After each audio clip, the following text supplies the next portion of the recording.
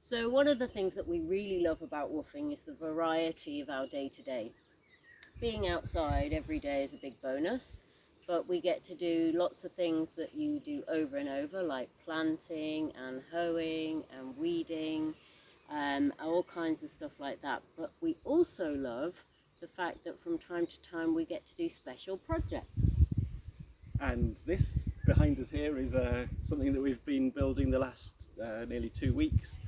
So it's a compost system, and we've made these 3 large compost bins because there's a large quantity of compost that needs dealing with, and we've set it up so that you have one bin that's nearly complete. It's got fresh green material, some brown dead material, it's got some human manure in it, Bit of sheep poo too. and chicken poo.